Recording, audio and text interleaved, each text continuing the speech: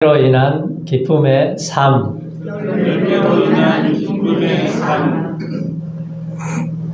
자, 우주 만물을 창조하신 하나님께서 농부가 되셔서 때를 따라 비도 주시고 햇빛도 주시고, 자, 바람을 불게 하셔서 온 산천에 보면은 때를 따라서 곡식과 과일의 열매를 맺게 하십니다.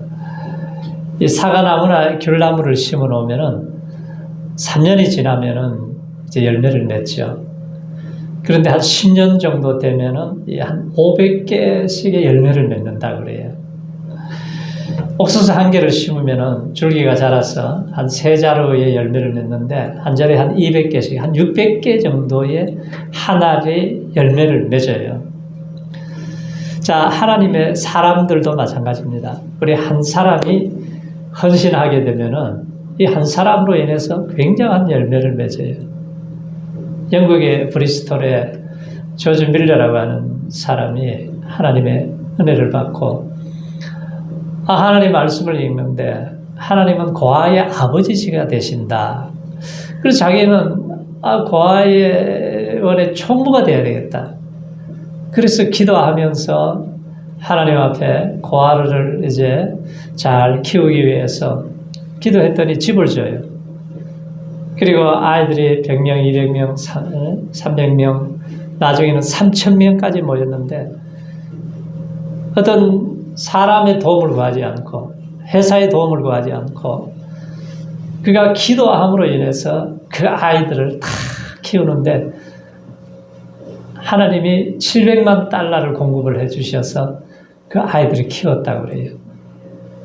책이 필요하면 책이 오게 되고, 양식이 떨어지면은 양식이 오게 되고, 학교가 세워지고 수많은 일들을 하게 할 수 있도록 그 많은 열매를 맺었어요. 자, 하나님의 이 크고 놀라운 이 사랑, 인간의 지혜로 우리가 알 수도 없고 이해를 할 수가 없습니다. 자, 하나님이 창조하신 이 자연을 한번 보세요. 하나님이 창조하시고 뭐라 그랬어요? 좋았더라 그래요. 그래서 이 봄, 여름, 가을, 겨울이 되면은 이 온 산천에 우리가 필요한 모든 것을 공급을 해주시는, 이것이 하나님의 큰 축복이고 사랑이지요. 그런데 어느 날 예수님이 지나가다가 무화과 나무에서 열매를 원했는데 열매가 없어요. 그러니까 저주를 했더니 죽어버렸습니다. 하나님이 이스라엘 백성들에게 극상품 포도나무를 심었는데 좋은 열매를 맺기를 원했는데 들포도를 맺어요. 그래서 계속 열매가 없으니까 찍어서 버리게 되지 않습니까? 자, 온천하보다도 한 영혼을 귀하게 여기시는 하나님이세요. 그 하나님께서 우리를 보시고 뭐라 그래요? 한 분 한 분 이렇게 나와서 예배 드릴 때에 감탄을 하세요. 심히 좋았더라. 이 감탄을 하시는데, 그러면 우리가 또 1년을 이렇게 살아오면서 나는 과연 무슨 열매를 많이 맺었는가 한번 생각을 해보세요. 자, 오늘 우리가 좋은 열매를 맺기를 원한다면은 어떻게 살아야 되느냐 하는 것을 가르쳐 주고 있습니다. 자, 열매를 맺기 위해서는 우리가 어디에 붙어 있어야 돼요? 예수님께 붙어 있어야 돼요. 하나님 안에 있어야 돼요. 사람들이 어디에 붙어 있는가 보면은 다 다르지요. 어떤 사람은 권력이 인생의 목적이 돼서 권력에 붙어 있는 사람도 있고, 어떤 사람은 명예에 붙어 있는 사람도 있고, 어떤 사람은 그냥 술에 붙어가지고 술 중독된 사람들도 있고, 어떤 사람은 너무 인생의 스트레스가 심하니까 마약을 하다가 마약에 중독된 사람도 있어요. 그래서 인생은 크게 두 부류로 나눠집니다. 육신의 생각을 쫓아가는 사람, 성령을 쫓아가는 사람. 육신을 쫓아가게 되면은 거기서 나오는 열매들은 다 썩어질 열매들이죠. 음행과 더러운 것과 호색과 우상숭배, 술수원수 맺고 당을 짓고 불례하고 특이하고 이단과 술취함에 그 썩어질 열매를 쫓아가는 거예요. 그러나 성령의 사람은 성령의 열매를 맺게 되는 거죠. 그런 말이 있잖아요. 걷는 자 위에 뛰는 자가 있다. 그래요. 뛰는 자 위에 나는 놈이 있고, 나는 놈 위에 뭐가 있어요? 붙어 다니는 놈이 있다. 그래요. 인천의 파리가 부산까지 갈 수 있겠습니까? 못 가요. 그런데 가는 방법이 있어요. 우리 진주 농업에서 나오는데 우리 사장님 차를 딱 타고 붙어 있으면은 부산까지 내려갑니다. 파리가 프랑스까지 갈 수 있어요? 절대로 못 가요. 그런데 파리가 비행기 안에 쏙 들어가가지고 딱 붙어 있으면은 파리가 파리까지 간다니까요. 자, 우리 성도님들은 어디에 붙어 있습니까? 예수님께 붙어 있어요. 예수님 손만 붙잡으면 우리 인생은 무한한 가능성이 펼쳐질 줄로 믿습니다. 오늘 아침 우리 예수님을 꼭 붙잡는 믿음을 가지고 살아야죠. 오늘 요한복음 15장의 메시지는 예수님이 이제 십자가에 죽기 하루 전날 밤이에요. 내일이면 십자가에 죽으시기 전에 이제 겟세마네 동산에서 기도하신 후에 이제 만찬을 마치고 이제 기드론 시냇가를 지나서 겟세마네 동산에 올라가기 전에 이제 감람선을 지나가지고 가는데 그 포도원이 있어요. 포도밭에 포도송이가 열매를 맺고 있는 그 모습을 바라보면서 오늘 이 유명한 말씀을 해 주셨습니다.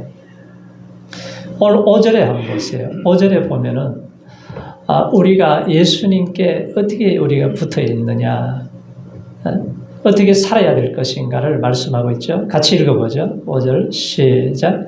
나는 포도나무요 너희는 가지니 저가 내 안에 내가 저 안에 있으면 이 사람은 과실을 많이 맺나니 나를 떠나서는 너희가 아무것도 할 수 없습니다. 자, 예수님이 지금 참참한 마음으로 지금 이 말씀을 전하시는 거예요. 왜?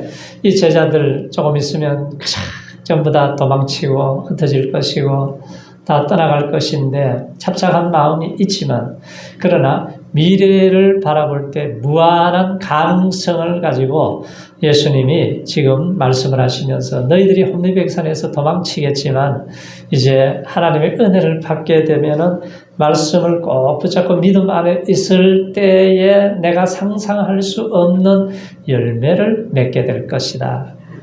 이 비전을 보시는 거예요.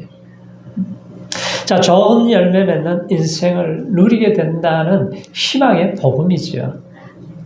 자, 우리 예수 그리스도를 믿기만 하면 우리 인생은 날이 갈수록 좋아질 줄로 믿습니다. 내 시작은 미약하였으나 내 나중은 창대하리라 그래요. 네? 하나님의 나라의 공식은 수학 공식하고 다르죠. 수학 공식은 1 플러스 1은 얼마가 돼요? 2가 되잖아요. 그런데 하나님의 나라의 승법 방식은 30배, 60배, 100배예요. 신명기에 보면 1000배, 10,000배로 복을 강조를 하고 있지 않습니까? 그래서 오늘 이 본문에서는 이 빈핍함이 풍성함으로 바뀌어지는 거죠. 소작이 다작으로, 흉작이 풍년으로, 불황이 호황으로, 적자가 흑자로 열매를 맺게 하시는 거예요. 자, 하나님의 최대 관심사는 뭐예요? 풍성한 열매를 맺는 것이다. 자, 학자들의 연구에 의하면은 포도나무 한 그루에서 한 60개 정도의 포도송이가 주렁주렁 열린다 그래요. 엄청나잖아요. 네? 어떻게 가능하냐? 자, 오늘 본문에서 절대적으로 확신을 이제 심어주죠. 그래서 1절, 2절에 보면 열매를 맺기 위해서는 이제 물필요한 가지가 있으면 그 가지치기를 하죠. 네? 우리 장로님도 사과 농사하면서 그 필요할 때 이제 가지를 다 치더라고요. 쳐서 영양분이 헛된 곳으로 공급이 되지 않도록 하기 위해서. 그래서 예수님은 포도나무가 되시고 하나님은 농부가 되시고 우리는 누구예요? 가지예요. 그래서 가지는 만약에 포도나무에 떨어져 있으면 어떻게 됩니까? 죽어버리는 거죠. 그래서 예수님이 오늘 그 말씀을 하시는 거예요. 내 인생에 열매 맺기를 원하면, 수술을 원하면, 풍성한 열매를 맺기를 원한다면 예수님께 붙어 있어야 된다는 거예요. 그래서 나는 연약하지만 위대하신 예수님에 대해서 믿음이 있어야죠. 그래서 포도나무 중에서 이 여러 가지 많은 나무들이 있지만 가장 볼품없는 나무가 포도나무예요. 소나무나 이런 거는 쭉쭉 키가 커서 얼마나 멋있습니까? 그런데 포도나무는 볼품도 없고 이거 뭐 뗄감에도 별 효과도 없어요. 예? 그와 마찬가지로 우리 인생도 참 볼품없고 연약하고 쓰러지기 잘하고 넘어지기 잘하는 우리지만 우리가 예수님께 붙어 있기만 하면 포도가지가 포도나무에 붙어 있으면 주렁주렁 열매를 맺듯이 우리 인생 가운데 하나님은 우리에게 놀라운 이 열매를 주시기를 원하신다는 것입니다. 그래서 가물어도 비바람이 불어도 문제가 있어도 계속해서 우리는 이 가지는 붙어 있기만 하면은 좋은 결과가 찾아온다는 거예요. 우리가 그럼 어떻게 붙어 있습니까? 우리가 예배함으로 붙어 있는 거예요. 예배를 드리면서 우리가 말씀을 듣고 이 예배가 생명이잖아요. 예배 드리는 시간에 우리가 하나님의 은혜를 받아야 됩니다. 하나님의 공급하신 힘을 얻어야 돼요. 그리고 하늘의 능력을 공급받고 지혜를 공급받고 기쁨을 공급받고 우리가 승리의 삶을 살게 만들어 주시는 거죠. 예수님께 붙어 있기만 하면은 무한한 이 가능성의 미래가 펼쳐지는 거예요. 앞으로 우리의 후손들이, 우리의 자녀들이, 우리 가정들이 정말 하나님의 이 부유함과 풍성함을 누리기를 원하시면은 예수님께 붙어 있는 온 가족들이 되어야 된다는 거죠. 예. 자, 주님이 계속 공급하신 힘으로 우리가 살아야 돼요. 우리가 살다 보면은 여러 가지 문제를 만나죠. 예기치 못한 사건이 만나고 힘든 일도 만나고 고통스러운 일도 만나고 계속 만나요. 또 만나게 되는데 오늘 우리 권사님이 간증을 해야 되는데 또 빼먹고 지나가 버렸네. 지난주도 그랬더니 그죠? 끝나고 하시면 돼요. 그래서 우리가 힘들고 고통스럽고 어려울 때에 우리가 주님을 바라보고 우리가 주님의 산 소망을 우리가 붙잡고 우리가 의지하고 살아갈 때에 하나님께서는 기적 같은 일들을 이루어 주시는 거죠. 성경에 보면은 중풍병자가 있어요. 자기 힘으로는 움직일 수가 없어요. 4명의 친구가 데려와야 예수님께로 올 수 있는 사람. 그런데 예수님이 그 환자를 보시고 믿음이 있는 것을 보셨어요. 그러면서 소자야 내 제사함을 받았느니라. 상을 들고 일어나 걸어가라고 그래요. 그 말씀을 듣자마자 벌떡 일어나서 걷게 되지 않습니까? 평생을 사람 도움받던 사람이 다른 사람을 도와주는 사람으로 바뀌어진 거예요. 옛날이나 지금이나 우리가 농사를 짓다 보면은 비바람이 불고 흙탕물이 튀겨서 그냥 엉망진창이 되고 자 그럴 때마다 어떻게 해요? 장대로 세워주고 씻어내고 깨끗하게 만들어서 다시 이렇게 세워주지 않습니까? 그 문제가 생기면 나중에는 막 군인들까지 동원해가지고 도와주지 않습니까? 이스라엘의 포도밭도 마찬가지예요. 흙탕물에 그냥 뒤집어지고 꺾어질 것 같고 그래도 다 잘라버리는 것이 아니라 이걸 다시 세워서 이렇게 세워줄 때에 가지가 붙어있기만 하면 다시 일어나게 되고 회복이 되어서 꽃이 피고 열매를 맺게 된다는 거예요. 그래서 우리 성도님들도 좌절과 절망과 실의 자리에서도 예수님이 붙잡는 믿음만 있으면 버티기만 하면 반드시 일어나게 하시고 치료할 자는 치료해 주시고 회복시킬 자는 회복시키시고 축복할 자는 축복하실 줄로 믿습니다. 하나님은 상한 자의 갈대를 꺾지 않으세요. 심지를 꺼져가는 등불도 끄지 아니하시고 지키시는 하나님. 그래서 우리가 예수님을 떠나게 되면 어떻게 되느냐. 사람들이 믿음 생활 잘 하다가 예수님을 떠나게 될 때가 있어요. 문제가 생기고 어려움이 찾아오면 그럴 때는 어떻게 해요? 모든 것이 다 차단되면 말라서 비틀어져서 죽듯이 그렇게 되는 거죠. 그래서 오늘 2절 말씀에도 보면은 자꾸 가지를 치고 깨끗하게 하신다는 거예요. 우리가 살아가다 보면 병이 들 때가 있어요. 영혼의 병이 들 때가 있고 마음의 병이 들 때도 있고 육신의 병이 들 때가 있어요. 그럴 때 우리가 하나님 앞에 나오면은 하나님은 성령의 검, 하나님의 말씀으로 우리를 수술해 주세요. 그러면은 깨끗하게 회복이 되는 것입니다. 암이 떨어지게 되고 어떠한 질병도 이길 수 있는 은혜를 베풀어 주시는 하나님이시죠. 그래서 우리 주님께서는 우리가 때로는 눈물을 흘리고 고통스러워할 때에 우리를 눈동자같이 지켜보시고 우리와 함께 하시는 주님이세요. 성경 말씀에 우리에게 주시는 이 말씀이 능력의 말씀이고 생명의 말씀으로 나의 말씀으로 받을 때 마음판에 새길 때에 이 말씀의 인도함을 받으면은 우리가 어떠한 절망 가운데서도 넉넉하게 일어나서 이기게 하실 줄로 믿습니다. 열매라는 단어가 오늘 7번이나 반복해서 나오는데 계속 강조되는 수식어가 뭐냐면 더 많은 열매를 맺는다. 어느 순간에도 나무에 떨어지지 않는 포도 가지는 반드시 열매를 맺게 된다는 거예요. 욥이 얼마나 고통을 당해요. 다윗이 얼마나 10년 동안 고난을 당하고 피신을 다니면서 고통을 당했잖아요. 그때 예수님께 붙어 있을 때에 욥은 결국은 일어나게 되고 갑절의 복을 받게 되잖아요.